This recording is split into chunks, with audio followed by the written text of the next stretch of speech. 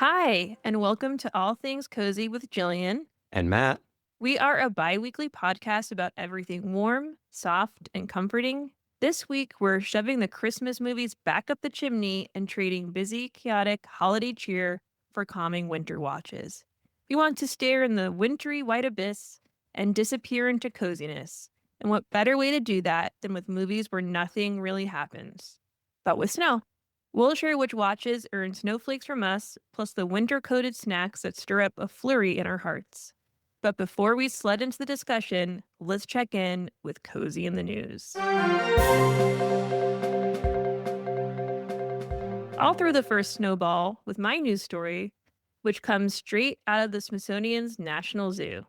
After the East Coast got hit with an Arctic blast and massive snowstorm on the weekend of January 24th, cameras at the zoo caught 4-year-old giant pandas, Qingbao and Bao Li, enjoying the powdery goodness. The zoo uploaded a video of the fun to YouTube, and not only does it show a lot of adorable romping around, but it also shows the pandas socializing with one another, which is rare as these creatures are solitary, and I can relate. There's a small netted gate that separates their enclosures, and the footage shows the pair playfully engaging with one another. And that's the special power of snow. In the right context, it can sprinkle in a lot of joy. So you can't go wrong with cute pandas in the snow.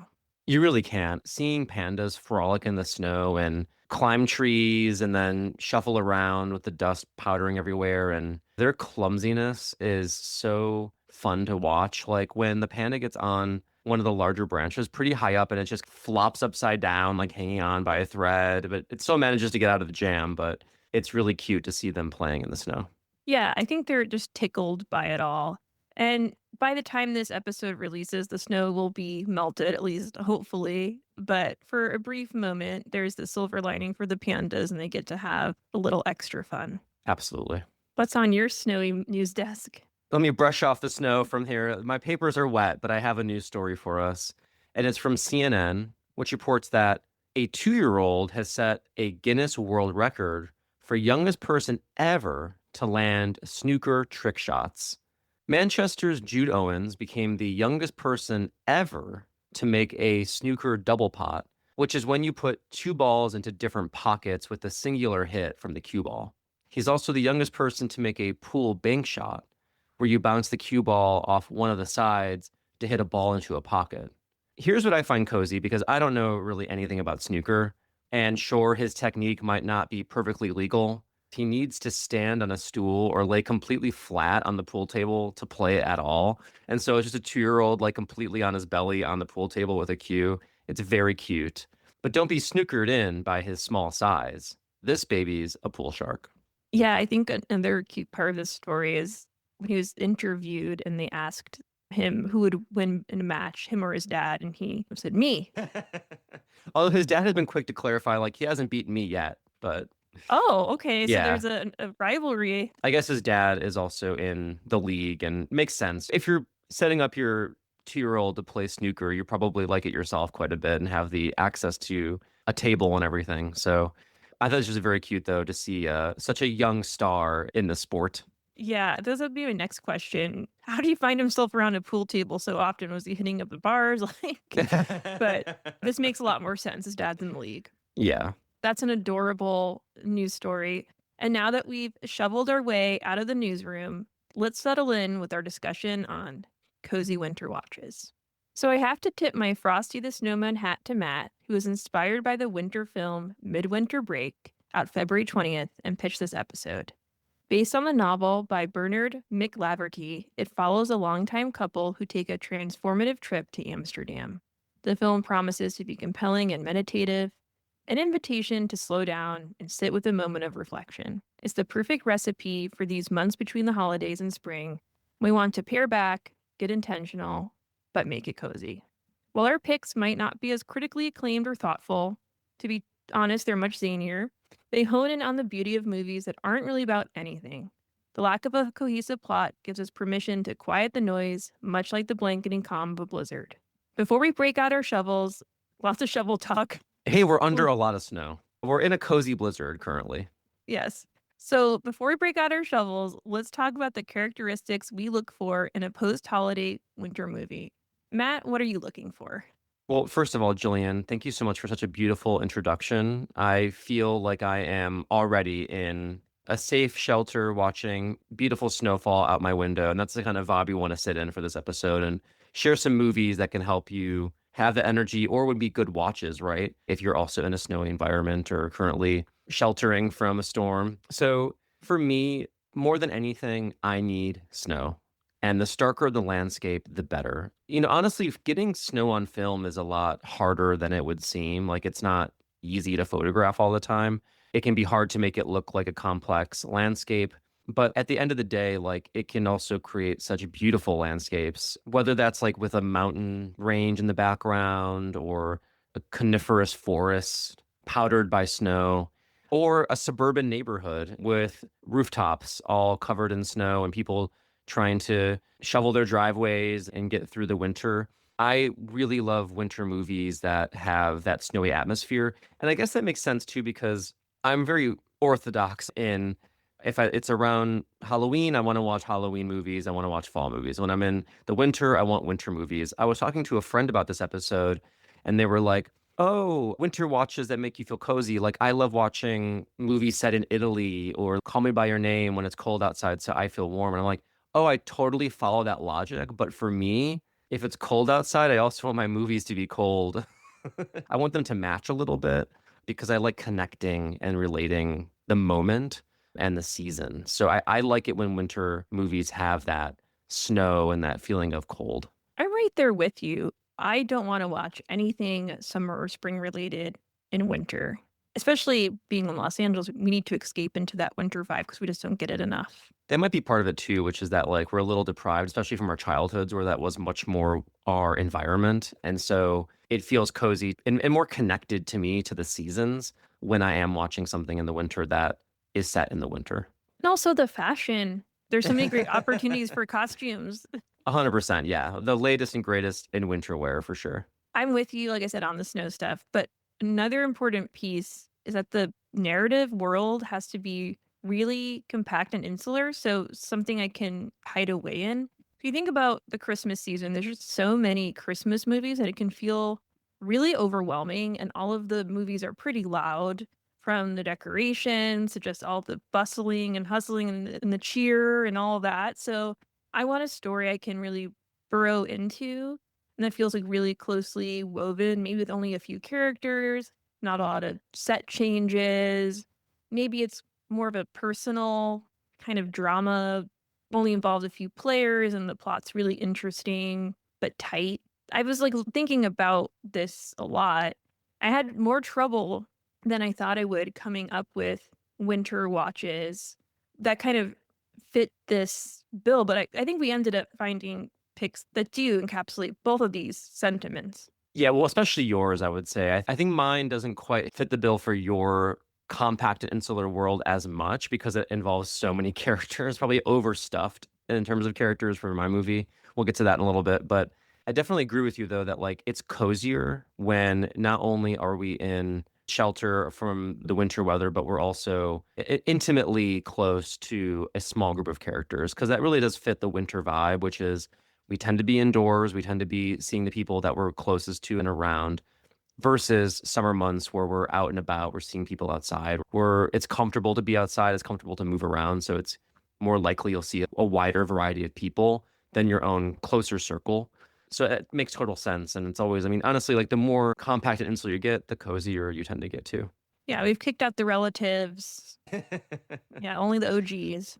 Of course, cozying up during the winter and watching a movie, it calls for some good snacks. And I think, I don't want to speak for all of us, but we're over the holiday sugar rush. At least I am.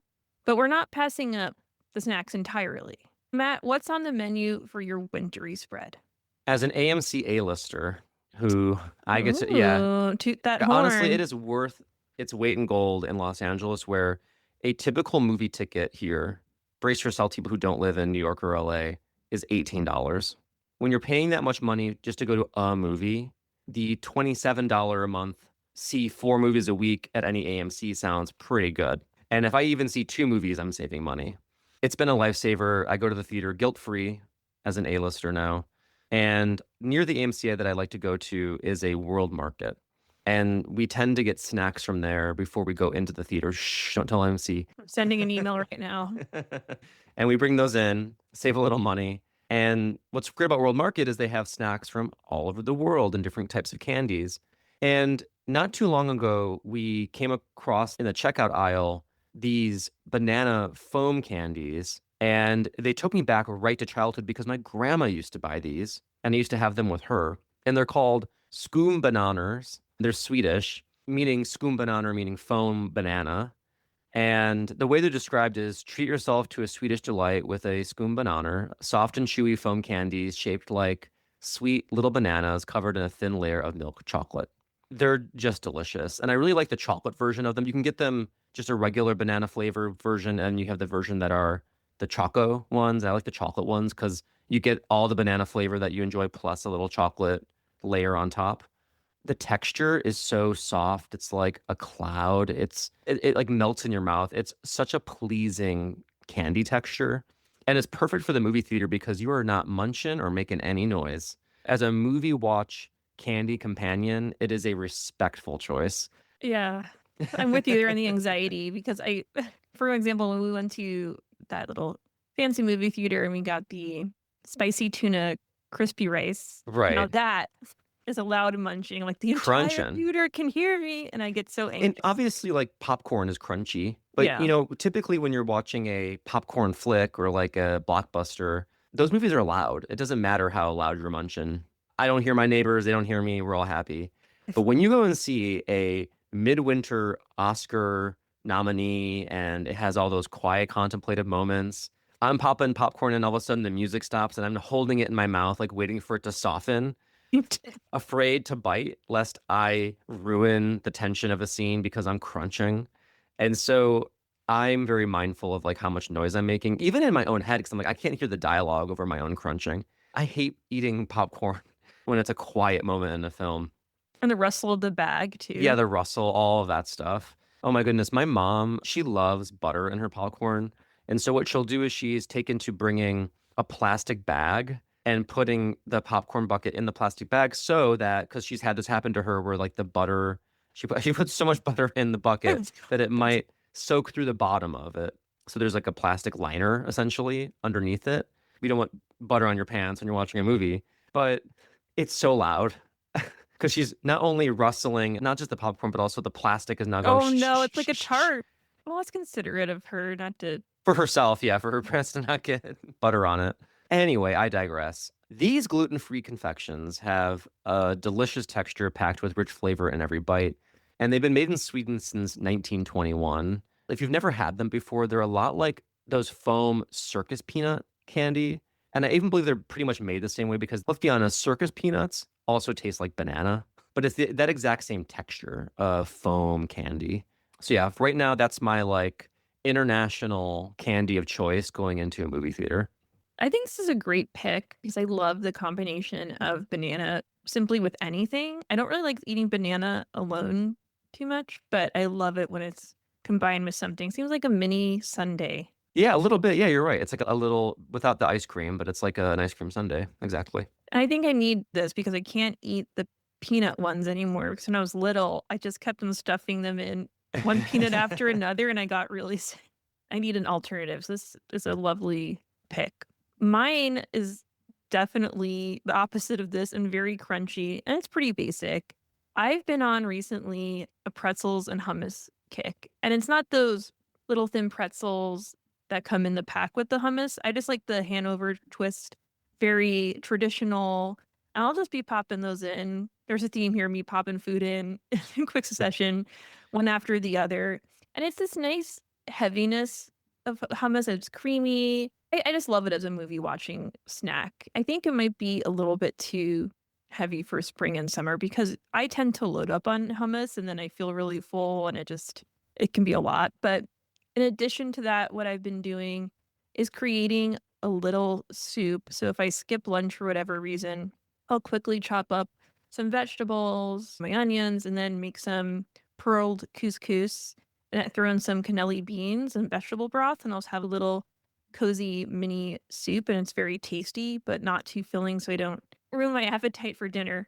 And so it's just a cozy little afternoon snack that I make for myself. I'm catching up on TV episodes and whatnot. But I also think dessert wise, mochi is a great choice because it hits that nice, icy, refreshing center, but it also gives you the warmth of the doughiness. So it's that perfect combination of what you're looking for in a winter treat.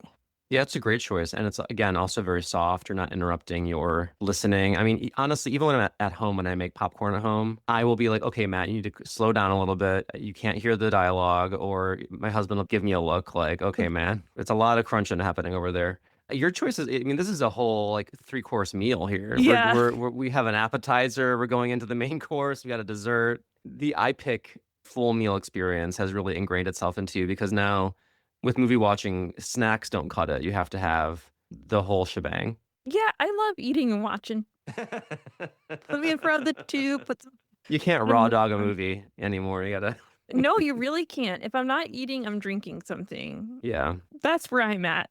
But now that we have our snacks, or as you said, Matt, a full course meal, and we know what we're looking for in our winter watches, let's get to it. Matt, let's start with you. What's your winter watch pick? Okay, well, all right. So I need to preface this one. When I was initially, as Jillian mentioned, inspired by Midwinter Break and seeing the trailer for that, I found that when I was looking for things that we were looking forward to in 2026, and it looked really cozy, and I liked that it was an international film set in the winter, and it looked like almost like a In Bruges, but with a nice, quiet retiree, quieter drama, and not nothing violent or action packed, and that's just been released, and so it's pretty fresh. We and other people haven't been able to see it quite yet. We thought, okay, we can do other films. And initially, when I thought about this, I was thinking similar to Happy People: A Year in the Taiga, which kind of a complimentary episode to this one is the one where we did Banishing Winter Gloom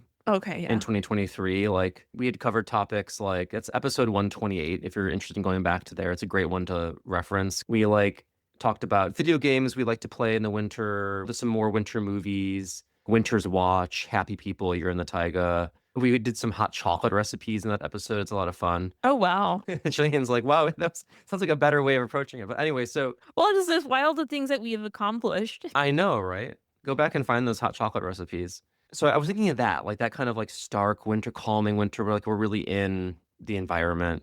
And so I did try watching things like White Fang, Iron Will, Eight Below, all of these dog sledding, Alaskan landscape. As wonderful as those movies are and as beautiful as they often felt lonely or kind of Violent. violent. Yeah. Yeah, a little scary. It is what it is. Sometimes that can be cozy too to watch those movies, but I wanted something funny. I wanted to feel like lighthearted. Like the world is hard right now, and I wanted something that would fully allow me and our listeners to escape into something really zany, as we mentioned earlier. So that's my long-winded way of getting to the fact that I chose the ridiculous Nickelodeon comedy Snow Day, which was released in 2000. And Snow Day is a movie that answers the question, what if your whole life revolved around randomly getting one day off of school due to inclement weather? And here's the plot. When the local weatherman, played by Chevy Chase, forecasts a blizzard, the kids of Syracuse, New York, realize it's time to put their winter hats on and seize the day.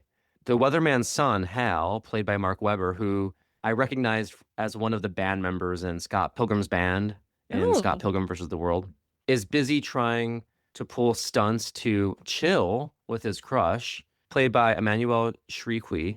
Sorry, Emmanuel, if I butchered your name. While his little sister Natalie, played by Xena Gray, wages a high stakes war against the neighborhood's frosty foe, Chris Elliott as the Snowplow Man. It's a race against the clock to keep schools closed and turn those flurries into good fortune. Can Hal use the day gifted to him by a slew of slush to convince his crush to melt his heart? Can Natalie save her gassy friend Wayne from the clutches of the snowplow man while also preventing him from opening the roads? By the way, Wayne is played by Josh Peck from Drake and Josh. You'll have to plow through this movie to find out. Jillian, I'm so happy that you chose to also watch this with me. What did you think of Snow Day? Did it make you feel cozy? I wish everyone could see me shaking my head. We're talking about the farting. Nickelodeon's gonna have some farting, and I don't like the potty stuff, but yeah, I have a vague memory of seeing this in the theaters. Who knows if that's a created memory that I made up? I think it was in theaters. It was, yeah. So watching it back, it did triggered some memories, but obviously watching it as an adult was a completely different experience, and I was telling Matt before this, a little vampire Yes. that had such similar vibes, unhinged. This is the uncharted territory of the late '90s, early 2000s, where kids' movies were a lot more adult and weird and strange than they are today. So the Snowplow Man is very similar to the vampire hunter in A Little Vampire. He really wants to get these kids, maybe even harm them. Well, he's not plowing anything that the community needs plowed. He's like going into the fields trying to chase these kids down with his plow. He is really gunning for some vehicular manslaughter. And he has a crow or a raven as his pet who rides in the snowplow. And then he has a scantily clad woman, a drawing on the snowplow. Yeah. And also the principal, he's really unhinged as well. And he so badly doesn't want the kids to have a snow day. And that's really dark and strange too.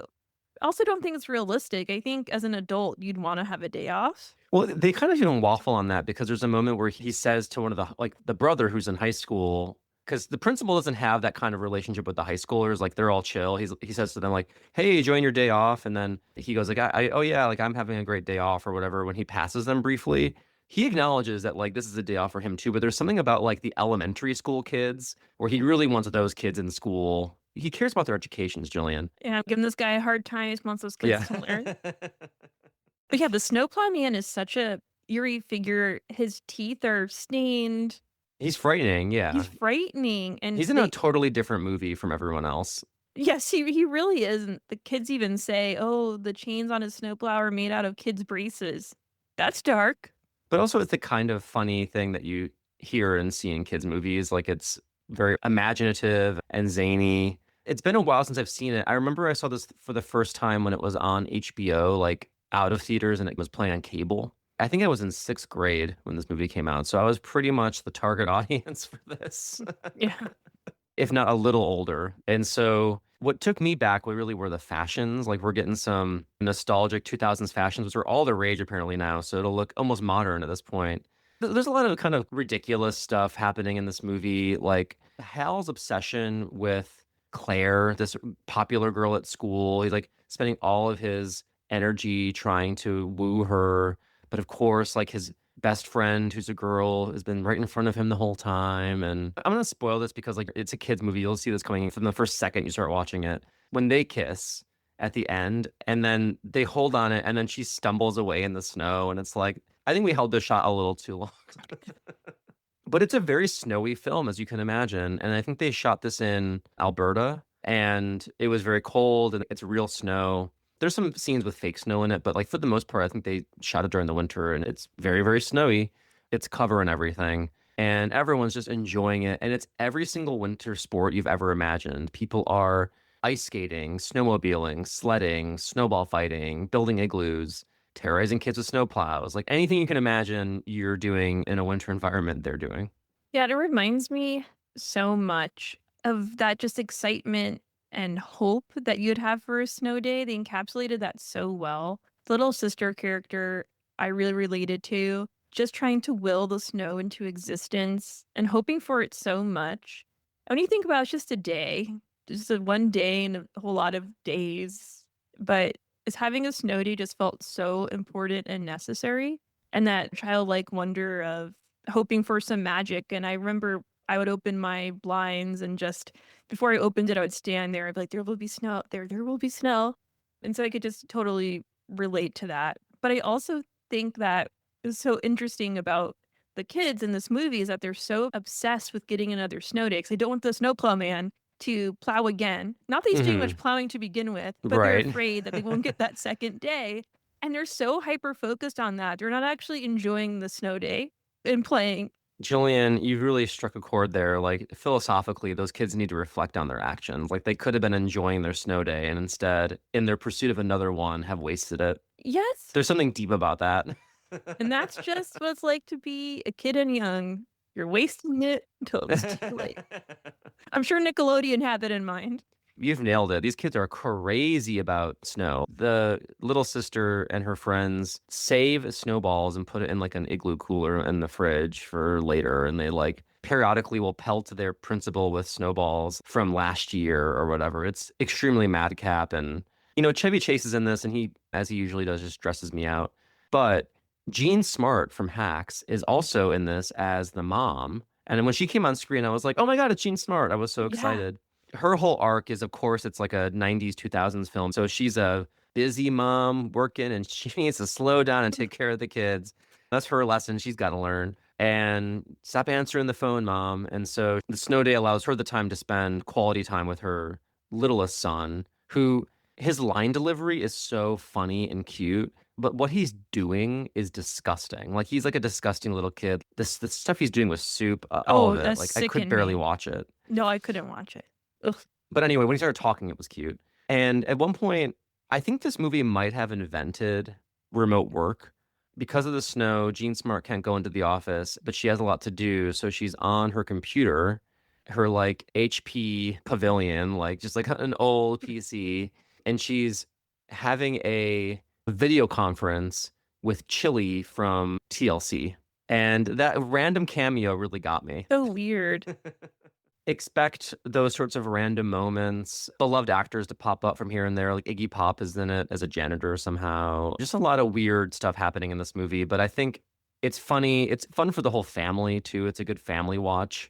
And I think one more random thought I have about this movie is the brother sister dynamic reminded me so much of Hocus Pocus. It's like they took Hocus Pocus, but instead of summoning witches, they summoned snow because it's the same dynamic. It's like a little sister who wants to spend time with her big brother, but her big brother is obsessed with girls. Yeah, no, you hit the nail on the head, and I also got a flashback to Hocus Pocus when the older brother takes control of the ice skating rink intercom, Right. just like the school intercom. So there's some parallels. Another random thought to go on top of your random thought. They're in upstate New York, so the fact they're acting like they never seen snow before, they're so crazed for it, but they're probably in snow all the time. No, exactly. It's not like it should be that crazy of an event, but they build their whole lives around it in this movie. This mythical event. I mean, I thought it was a really fun watch. I watched it in the morning with some coffee and added a zany start to my day, and I thought it was really funny. I just love an unhinged villain character riding around in a big heap of metal, Yeah. wanting to hurt some kids Something to talk about with inexplicably. the therapist for sure. Yeah, no, he didn't pass any background checks. No, he didn't. Before I pass the shovel over to you, Jillian, I'm gonna sneak in a little mini recommendation as well. So you can keep snickering in the snow with a TV episode if you so choose. I want to shout out an episode of I Love Lucy called Lucy in the Swiss Alps, which starts out strong with the line, imagine having an Alp right outside your window. This is part of the Ricardos are touring Europe with Ricky's band season. And so we're in the Swiss Alps for this one. But the band, they were sent to the wrong town. So it's just them and they have to perform, but they don't have a band. Fred tries to fix it by bringing in like I don't know what this band is called. It reminded me of an Oktoberfest, like German kind of thing happening. And they come in and play La Cucaracha, which Ricky is like, this is not La Cucaracha. This sounds like something from Bavaria. But while that's getting handled, they decide like, well, we might as well just enjoy our time too. So they pack a lunch and they go hiking and they're wandering around a set that's cozily fake. I like love a fake set. It's a winter wonderland of snow-covered rocks. They're dressed in adorable mid-century hiking gear. Like it looks not practical at all, but they look really cute. And they rest in a stony shelter, which is a good thing to find since Lucy manages to create an avalanche Of with course. a single sneeze, trapping them under a massive pile of snow. So, Jillian, talk about staying cozy in the snow. They're literally surrounded by it as they're trapped in possibly two cozy quarters in their little shelter and fighting over the cheese sandwiches they packed for lunch. I love Lucy. It's so funny. A lot of funny lines here. Maybe a little bit too many jokes off of Ethel's weight. They should have just left Fred on that mountain, as far as I'm concerned.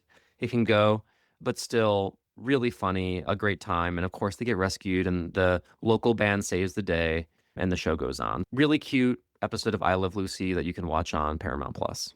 That does sound adorable, and it really fits the bill of my tiny world if they're just trapped there with Exactly, each that other. one is much more aligned to the insular quality, yeah, for Yes, sure.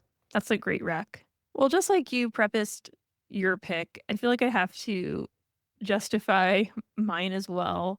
I was really thinking about this, and I considered Sarah Polly's Away From Her, which is a beautiful and meditative winter set reflection on a man's struggle with his beloved partner's dementia.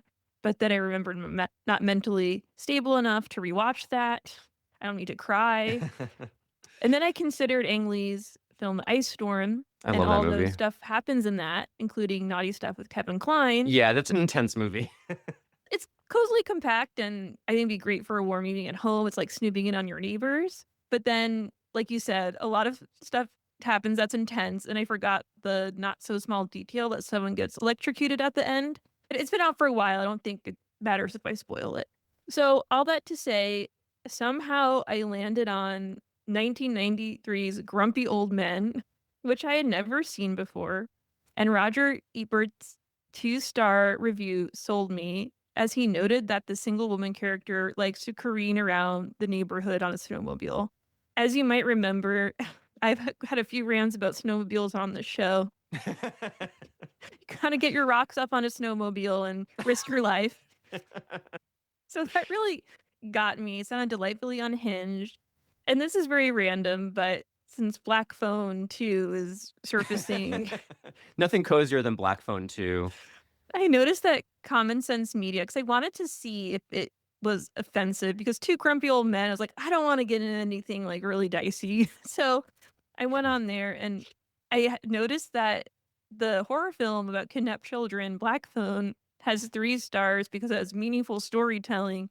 But this film got 2 stars because it uses the word putz and ASS wipe. That's yeah, what So that hooks me even more. yeah, let's definitely show our kids the movie about a mass murderer more than some grumpy old men learning how to get along. I Oh, That's crazy. I mean, for what it's worth, I think the Black Phone movies are shockingly good. They're extremely disturbing. They're horror movies, by the way, like they're scary, so know that going into it, and especially scary because they involve violence against children. That's a crazy stance for common sense to make, since that's their whole thing is protecting children from movies that the media is not appropriate for. But yeah, I thought of Black Phone 2 as well. Actually, it came up when my husband and I were talking about this, like movies that could be covered, and we had just seen that movie, and it's such a departure from the first one because it turns the villain into almost like a Freddy Krueger-esque comes to you in dreams kind of thing. mhm. So it switches the genre up a little bit, but still is very evocative and spooky. So worth checking out. Anyway, an aside. Sorry to No, hijack I your. mean, it's a I'll good let you aside. finish. No, it's a good aside because when I was researching possible movies outside of the ones that I was considering, all of them tended to be spooky or violent. There would be Reddit threads recommending winter watches, and they'd be like, "Oh, check out Misery." Right. Exactly. Exactly. So I'm really happy that I found Grumpy Old Men. So let's get to the plot. It's funny that our last episode was about rivalries because Grumpy Old Men features one of the coziest rivalries, at least in my opinion, of all time. The long simmering feud between former best friends and longtime neighbors, John Gustafson, played by Jack Lemmon, and Max Goldman, played by Walter Matthau. Now retired, the men are navigating single life in the frozen town of Wabasha, Minnesota. John is divorced while Max is widowed. Their days are occasionally punctuated by visits from their adult children. John has a daughter, Amy, and Max has a son. But for the most part, they do a whole lot of nothing, from watching TV to ice fishing. What truly fills their time, though, is their feud, which plays out through endless antics involving ice, snow, and a lot of PG name calling.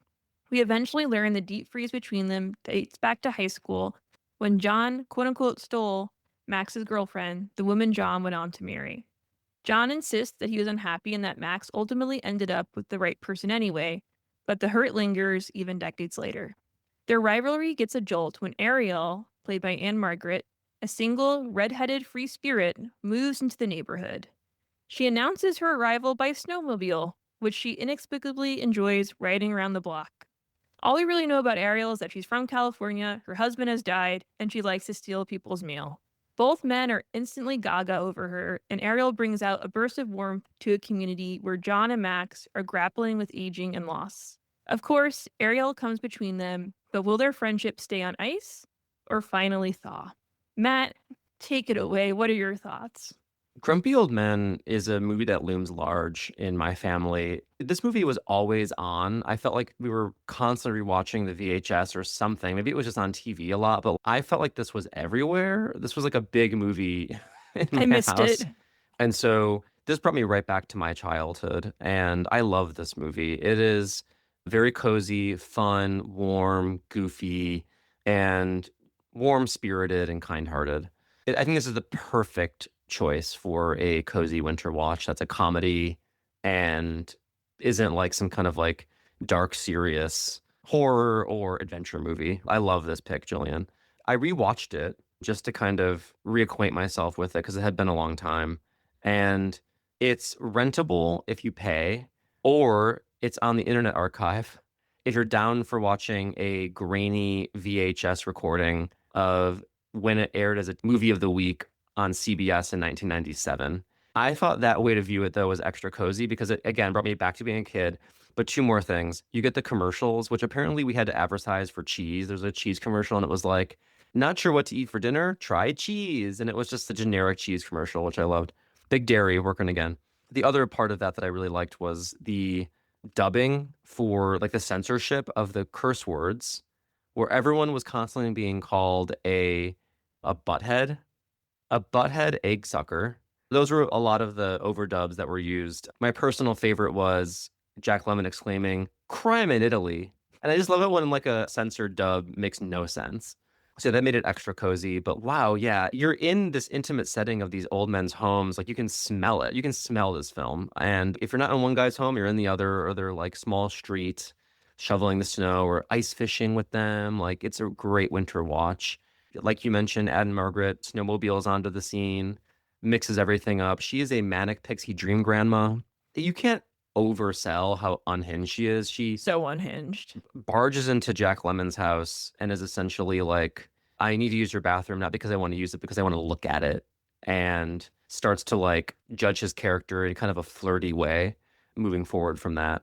And of course, like the main stars here, Walter Matthau and Jack Lemmon, are such an iconic duo, whether they're in The Odd Couple, any of these grumpy old men movies, or dare I mention Out to Sea, if you ever saw that one. They are a duo that is immediately cozy all the time. They work so well off of each other. Jack Lemmon's uptight tenseness versus Walter Matthau's loose cantankerousness. And they play those types so well and they play off each other amazingly. It's always a cozy time watching those two work. Yeah, I think you said that part beautifully. That's what makes it a cozy winter watch. Their relationship, it's like putting on an old winter coat that still fits really nicely. Their relationship is just so comfy and beautifully worn and just really heartfelt too. I mean, there's a scene where Max visits John in the hospital and he gets teary eyed. I was crying at that point myself. It's just so sweet because I think they handled the fact of aging and losing folks one by one because as the movie goes on, they're like, "Oh, did you hear about so and so and they died this way?" And it's just that harsh reality. So to see them so playful in this winter context and pulling these pranks on one another really brought that sparkle, I think, that would otherwise wouldn't be there. And although their relationship is fraught, it also brings them a lot of joy and funny moments. There's this one line that I really liked where Mac says to John, "Your cat pooped on my porch or lawn." And John said, "Oh, they say you can't train cats." I thought that was like a really cute line. But yeah, going back to their homes, like you said, really lived in homes, which I've said many times on the show before. I don't think the sets of today have enough lived in Yes, these are qualities. cluttered, dirty houses, and they Very remind me cluttered. exactly of going over to my grandparents' houses.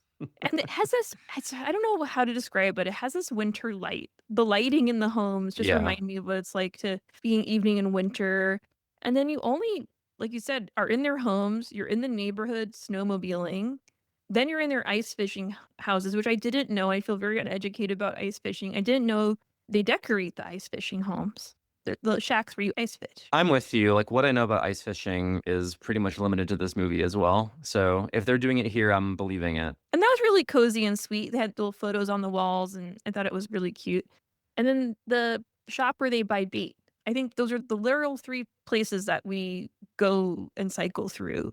There's maybe 2 other scenes, the hospital scene I mentioned. I won't mention the final one because I don't wanna totally spoil it. But another thing I noticed was that the holidays were featured, but they weren't crazy prominent. So it really focused on the winter aspect more so than the holidays. Because Yeah. Thanksgiving and Christmas passes in this film, but it's not overbearing. Winter is the true star, which I find really cozy. Yeah, I just think the snowy hijinks and the day-to-day old guy zingers brings out the same joy one feels with a snow day. It was just cute, unexpected. Like I said, this movie completely passed me by. I had never heard about it before, and so I spent my money on it to rent it, and I'm glad that I did. Yeah, it's worth it. It's a really cozy watch. I highly recommend anyone who hasn't seen Grumpy Old Men, check it out. Well, we've had a lot of fun recapping these winter watches, but we're a little chilly from all that playing in the snow, so let's warm up with a candle review. I have the candle this week. I could have gone with a snow winter themed candle, but we are in the month of February, and I love a February themed candle that speaks to Valentine's Day and it's just cute and fun. And so I picked Bullseye's Playground Chocolate Truffle Scent. This is from the Target bins out at front when you first walk in. And I buy these Sweet nectar for Gillian. Yeah, sweet nectar. And I buy these because I love the jars that they come in. And last year for Valentine's Day for this show, I bought a really expensive Anthropology candle because I loved the heart jar that it came in. And I reused that today as a candy dish. And sometimes I'll put jewelry in it or whatever. So I like having these around as decorations for later. And this jar is really cute. It's just a pink heart-shaped jar and it has little tiny marbles outlining the heart on top. And it's really sweet. And so the description for this candle doesn't really say much other than it is infused with the delightful aroma of chocolate truffles. And I really am getting the chocolate scent from this. I don't think I've ever had a chocolate candle before, so I wanted to pick this up also for that reason. It smells like if you grew up in the 90s and you had that play oven where you could cook little cakes, it smells just like the mix from those little tiny chocolate cakes. So it brings back good memories, and sniffing it now, it makes me hungry for a dessert. So this is a full wick up for me. I hope that you can snag one in time. I think it's already going viral. I see it being resold on Poshmark for a pretty decent price. I've seen some of them go up to 20 something. And I've also seen the sets available on Poshmark.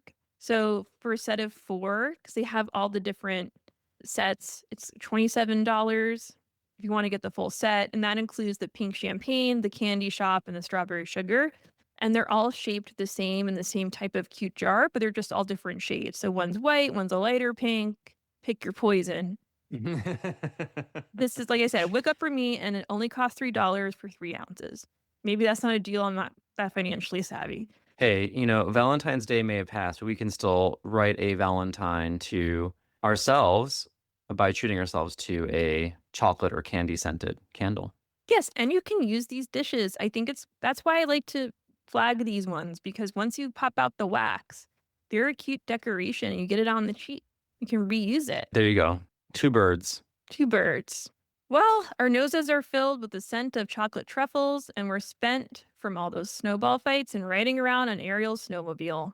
So that's our cue to hitch a ride out of here on a snowplow. Hopefully not with Snowplow Man, and we'll find a kinder soul to catch a ride with. But before we do, a friendly reminder to follow us on Instagram and Facebook at All Things Cozy Podcast. Absolutely. And make sure you check out our Patreon where you can see some extra goodies if you're interested in supporting our show. We're at patreon.com/allthingscozy. And of course, we love to hear your thoughts on our show. Please leave us a review wherever you listen to podcasts. We read our 5-star reviews on the air. So if you drop those in, we will read them here, especially the ones that come to Apple Podcasts, because usually those are the ones that we're able to access and read. Yes. Well, until next time, Stay cozy.